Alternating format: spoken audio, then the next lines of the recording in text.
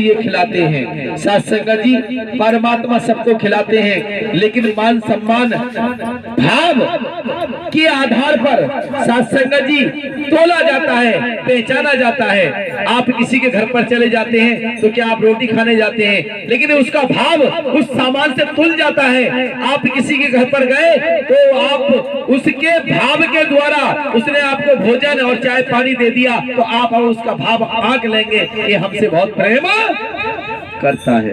भाई देखो, हम गए, कितना सम्मान किया, कितना आदर सत्कार किया, चाय भी पिलाई, खाना भी खिलाया और विदा भी दे दी। तो ये भाव हमारा किसके माध्यम से व्यक्त हुआ? भोजन के माध्यम से। मान सम्मान किसके उससे व्यक्त हुआ? पैसे के माध्यम से। तो आज वही परमात्मा कहते हैं, भाव का भूखा हूं मैं, भाव ही मेरा सार है, और भाव से मुझको भजो तो भव से बेड़ा पार है। हम भोजन के माध्यम से परमात्मा को अपना भाव खिला रहे हैं। क्या खिला रहे हैं? भाव। और भोजन के माध्यम से परमात्मा ये पहचान रहे हैं कि मुझसे कितना प्रेम करता है। क्यों? सत्संग जी, इसीलिए अगर माता पिता कमा कर लाते हैं, देते हैं, और बहू अगर सास ससुर को रोटी ना दे तो सत्संग जी माता पिता क्या कहेंगे कि हम कमा के दे रहे हैं फिर भी हमें दो रोटी नहीं है। भले ही ना खाते, भले ही हम ना खाते, लेकिन कुछ तो लिया होता। हम कह देते, बेटे पहले तुम खा लो, बाद में हम खा लेंगे। तो सत्संग जी इसी को भाव कहते हैं। तो आज हम अपने माता पिता के लिए कितना भाव प्रकट करते हैं, कैसे प्रकट करते हैं सत्संग जी। दूसरी बात, यहाँ भाव की बात आ गई। जब हम अपने परमात्मा को साकार में, आज परमात्मा है, इस शरीर में मौजूद है, संसार में मानव धर्म की स्थापना के लिए आए हैं, सत्य धर्म की स्थापना के लिए आए हैं। सत्संग जी, जब परमात्मा के नाम से, परमात्मा की कथा में बैठकर, परमात्मा के दर्शन पाकर और परमात्मा की ब्रह्म वाणी सुनकर जब हमें इतना लाभ हो सकता है, तो जब हम परमात्मा को सत्संग जी भाव द्वारा अगर भोजन नियमित रूप से भोग लगाएंगे तो सत्संग जी फिर उसमें भोजन में कृपा कैसी होगी। घर एक हो जाएगा, घर साफ सुथरा हो जाएगा, सबके मत बदल जाएंगे, सबकी भावना बदल जाएंगी। जब ऐसा नहीं करेंगे तो बदलाव नहीं होगा। तीसरी, सत्संग जी, हम जो भी खाते हैं सत्संग जी उस पर कृपा होती है। कैसे? दो शब्दों में एक लाइन हम एक कथा सुनाना चाहते हैं। सीकरी की कथा है सत्संग जी, पास की, ज्यादा की नहीं है। प्रभु जी 2 मिनट के लिए।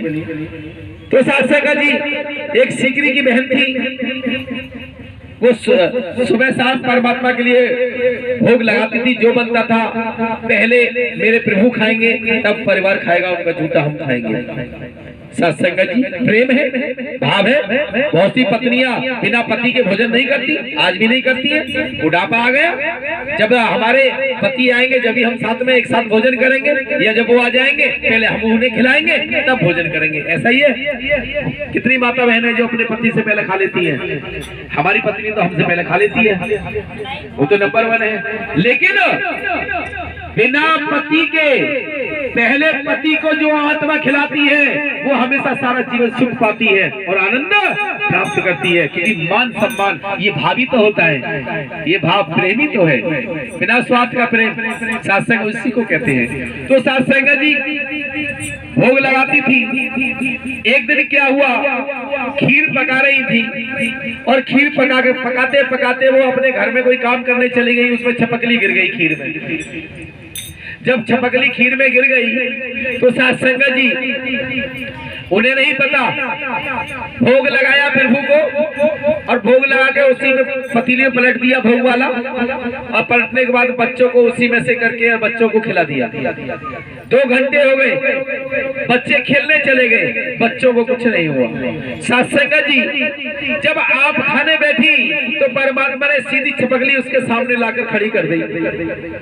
जब छपकली देखी तो उनके पैरों तले जमीन खिसक गई और पानी पानी हो गई। उन्होंने छोड़ा और दौड़ती दौड़ती गई, हाय मेरे बच्चे बच्चे सत्संग जी जो पालते हैं, पैदा करते हैं, और उनके ममता सत्संग जी बहुत बड़ी चीज है।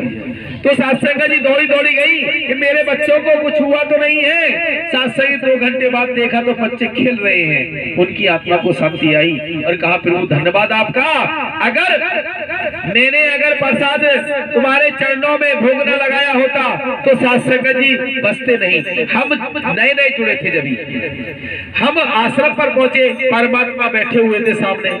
सत्संग जी हमें तो बाद में पता लगा कि सीकरी की कहानी थी, कथा थी।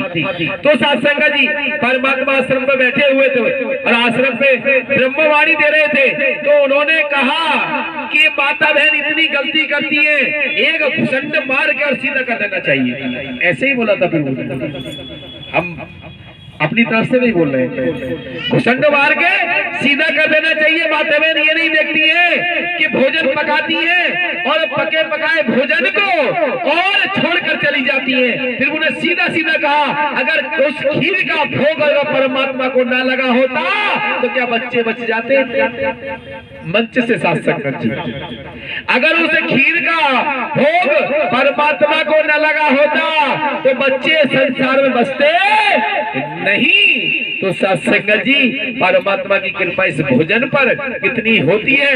सत्संग जी आने से, जब यहाँ मत्था टेकने से इतनी कृपा होती है, कथा सुनने से इतनी कृपा होती है, तो परमात्मा का भोग लगाकर उसे झूठा खाने से कितनी कृपा होगी, आप समझ जाना चाहिए सत्संग जी। इसीलिए घर एक नहीं हो पाता है क्योंकि हम वचन नहीं मानते। भोग लगाने के लिए कहते हैं, घर में प्रभु के लिए भोग लगाइए, प्रभु ही तो दे रहे हैं। लत्ता कपड़ा रुपया पैसा वस्तु पदार्थ सोना चांदी हीरे मोती रोजी रोटी सब परमात्मा ही तो देते हैं। परमात्मा नहीं तो दिया है, और दिया है। कृष्ण भगवान का जन्मदिन होता है जब भोग नहीं लगाते, या होली दिवाली तब सबको भोग नहीं लगाते? नहीं लगा, बोल बताइए आप। सब लगाते हैं। तो क्या अगर हम नियम से अगर परमात्मा को भोग लगाएंगे, पूजा पाठ करके और भोग लगाएंगे, उनका नाम लेकर, तो कृपा कितनी बरसेगी? चौगुनी, चारों दिशाओं से कृपा ही कृपा बरसना शुरू हो जाएगी। और आपके घर में जो उल्टे चल रहे हैं ना, उल्टे वो सीधे होते चले जाएंगे। इसलिए सुबह शाम बूटी के लिए भी बोला जाता है कि एक टाइम बूटी शाम को बनाइए, बूटी बनाकर और बच्चों को पिलाइए। आप भी आज से शुरू करना बूटी घर में। भूख तो लगाती है आप, बूटी शुरू करना, ठीक है? तो सत्संग जी प्रभु का आदेश, तो सत्संग जी इसलिए हमें भोग लगाना चाहिए। और परमात्मा हमें देते हैं तो हमारा हक बनता है अपने माता पिता को खिलाना ही। असली नाता तो हमारा इनसे है, और जिन्होंने जन्म दिया है संसार तक उनका नाता है, तो वो भी निभाना चाहिए, क्योंकि उनके माध्यम से हमें जीवन मिला है। और जीवन मिला है तो जिनके माध्यम से जो मिलता है वो गुरु होता है, और गुरु माता पिता का दर्जा गुरु का दिया है परमात्मा ने, तो हमें समझ लेना चाहिए। तो सत्संग जी हम ध्यान से प्रेम से भोग लगाएंगे, हमारे साथ साथ बोलेंगे नारायण साकार हर की संपूर्ण ब्रह्मांड में सदा सदा के लिए जय जयकार हो। आवाज एक साथ आनी चाहिए, मिलकर आनी चाहिए। अभ्यास हो जाएगा तो मुख पर हट जाएगा, बाकी अगर नहीं हुआ तो और साधन बता देंगे। सत्संग जी नारायण साकार हर की संपूर्ण ब्रह्मांड में सदा सदा के लिए जय जयकार हो, जय जयकार हो। जगत जननी मां मातेश्वरी की संपूर्ण ब्रह्मांड में सदा सदा के लिए जय जयकार हो, जय जयकार हो। धरती मां के चरणों में हम जीवात्माओं का नमन प्रणाम स्वीकार हो। धरती मां के चरणों में हम जीवात्माओं का नमन प्रणाम हो। धरती मां के चरणों में हम जीवात्माओं का नमन प्रणाम स्वीकार हो। परम सद्गुरु नारायण साकार हरि परमात्मा मैया जी के चरणों में हम जीवात्माओं का नमन प्रणाम स्वीकार हो। परम सदगुरु नारायण साकार हरि परमात्मा मैया जी के चरणों में हम जीवात्माओं का नमन प्रणाम स्वीकार हो। संसार के मालिक, सृष्टि के रचैया, सृष्टि के बनाने वाले, सृष्टि के चलाने वाले, सृष्टि के महानायक, विराट सम्राट, सत्ता के मालिक, प्राणनाथ, प्राणपति मैया जी इस समय हमारी झोली में रूखा सूखा, अच्छा बुरा, बुरा भला जैसा भी भोजन प्रसाद आपने दिया है हमें मंजूर है। इस भोजन प्रसाद को भोग लगाकर तृप्त करें ताकि हम आपका झूठा भोजन खाकर आपके जैसे बने, आपका वचन मानकर कर्म करें और कराएं, सच्ची राह पर चले और चलाएं, सत्य कथा करें और कराएं, वचन लागू, नियम लागू, कर्म लागू, धर्म लागू करें और कराएं। ऐसी हम पर कृपा करना। देने वाले आप, खिलाने वाले आप, पिलाने वाले आप, पालन पोषण करने वाले आप। हे मेरे प्राणनाथ, प्राणपति मैया जी, हमें इतना दीजिए जामे कुटुंब समाए, हम भी भूखे न रहें, संत भक्त भी भूखे न जाए। हरि हरि बोल, तेरा कुछ नहीं लगता मोल, नारायण हरि बोल, साकार हरि बोल, सत्य बोल, कहीं भी डोल, सत्य बोल, कहीं भी डोल, पहले तोल फिर बोल, हाथ का सच्चा लंगोट का पक्का, हाथ का सच्चा लंगोट का पक्का, कहीं डोल कहीं बोल, हरि हरि बोल, तेरा कुछ नहीं लगता मोल, नारायण हरि बोल, साकार हरि बोल, माँ मातेश्वरी बोल।